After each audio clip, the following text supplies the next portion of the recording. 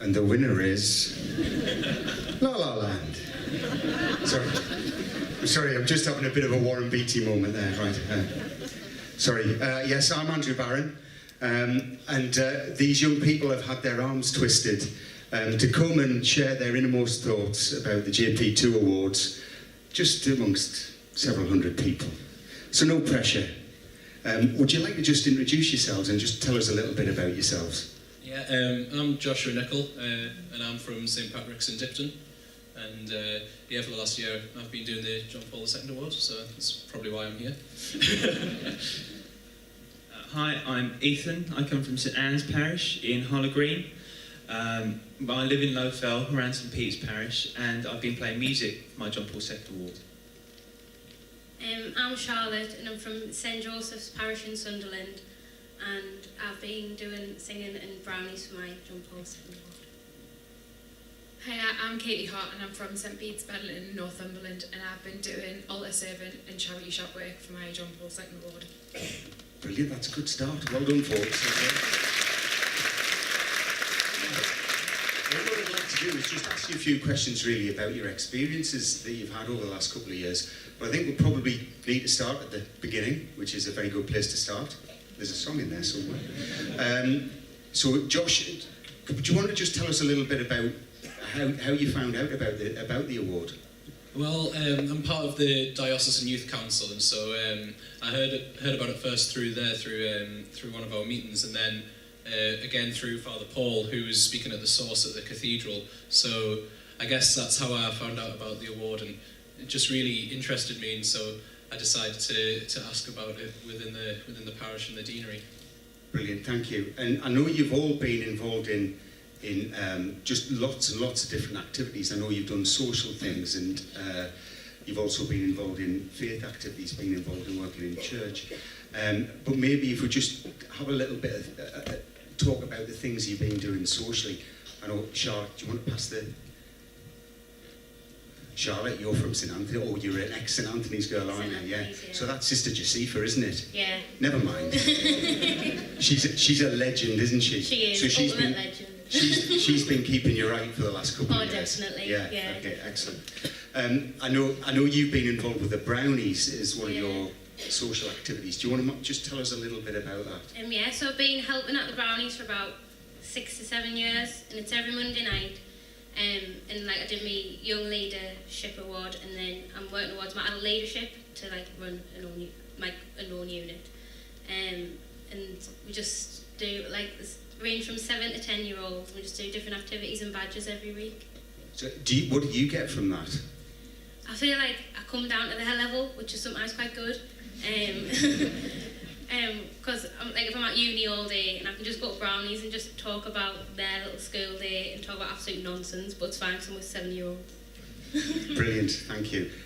Do you want to pass the microphone along to Katie? Katie, I know you've been involved in working in charity shops, that's right, isn't it? Yeah. I work at my local Oxfam. I kind of stock shelves, help the customers, the kind of general shop work, and I've been doing it for 2 years now. Okay, is that something you're going to keep going on with? Hopefully, and then hopefully I'll maybe transfer when I go to uni next year. Excellent, all right, great, thanks. Do you want to pass back along to Josh? Ethan, I know we've not talked to you yet, but don't worry, I'll get your time. Josh, I know you've been doing some training with a football club, haven't you? Yeah, so for part of my social part of the award, I've been coaching an under-14s football club. So that's at Concert AFC, so got to run around with a bunch of 13, 14-year-olds for an hour a week, and then coach them on the match day. Have you won anything? Or? We've won one game in 2 years, so thank you. In fact, I actually did have some words with Claudio Ranieri, and that's somewhat why they won the league last year, so... Brilliant. Ethan, maybe we would just kind of talk a bit about the faith thing. I know you've been involved with music, so do you want to just maybe share a little bit about what's involved with the music you've been working with in parish? Of course, yeah. Well, I worked with the organist in St Anne's, Anne Ellis, and we together worked out a lot about all sorts of musical liturgies, so all year round, if you like, especially times like Holy Week and Christmas. We've done a lot of exciting things, and I play the viola as my first instrument, and whenever Anne's not around, then I'll play the organ. And we just work together and see what we feel sounds nice, and whatever we can get to work, we will. So we played Schubert's Ave Maria a few weeks ago, just because someone asked us to, and we played the Intermezzo from Cavaliere Rusticana months ago, because someone else asked us to. And it's just a really amazing way to get into parish involvement in the John Paul II Ward. I felt like it was a great way into Sunday constant liturgies and worship and things like that. It was a really beautiful way in. Brilliant. Do you mind sending it along to Katie? We need more microphones. Katie, I know you've been involved with altar serving. Do you want to just tell us a little bit about that? Yes, I have me, and there's about 9 of us who serve on the altar on a Saturday night in my parish. I've probably been doing it for 9 years, since my first Holy Communion, so it's been a long time, and I love it. It's nice kind of having that way of people recognising you and going, oh, you're the girl from the altar. It's nice. And I guess that's a really good thing, isn't it? You know, you often hear it that there's not young people in our churches anymore, but here you are out there and proud, being young, being young things, Yes. and actually being really happy doing them, which is really, really great. In terms of, and this you can fight over the mic for this one, because I know you'll all be dying to answer this question. In terms of kind of what the award has given for your faith and how it's helped you to develop, how's that helped you? With me, it's kind of strengthened my faith in the kind of youth side, because I remember when I was younger, like there wasn't many Catholics in my school, there wasn't many, and especially with Forward Together in Hope in our diocese, I've been involved with that a lot, and it's kind of given us hope that we do have a future, especially with parishes closing down and then the regrouping of them, which has been nice. Excellent, thank you. Just to give back really, because I think when I started doing the award, you realise how much I actually do. And it wasn't until I started doing it and I was writing stuff down, I was like, I didn't realise like that could count and things like that.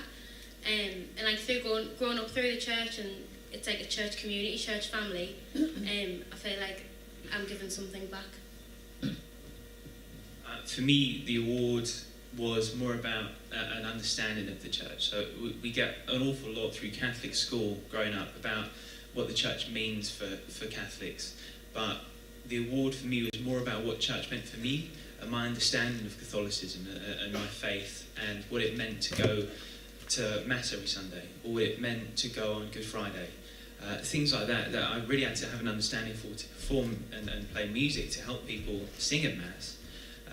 It meant that I had to find out for myself what was going on, and I found that really helped me.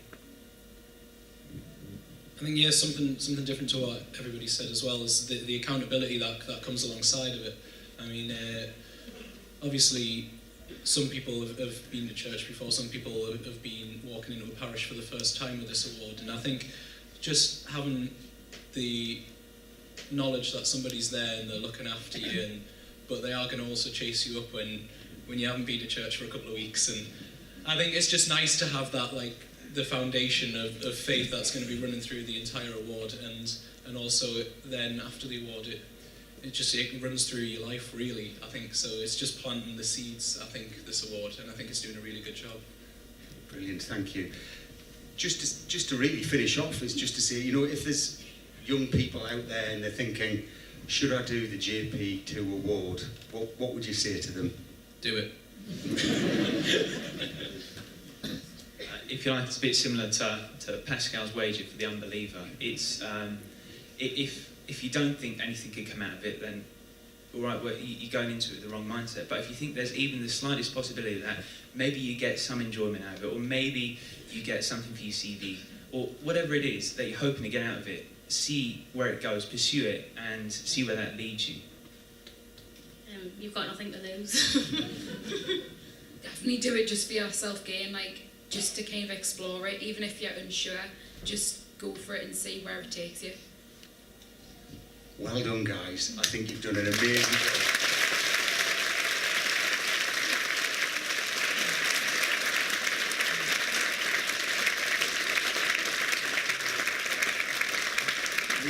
we can relax now, so we're going to move. As we're leaving, I think we're just going to watch a video.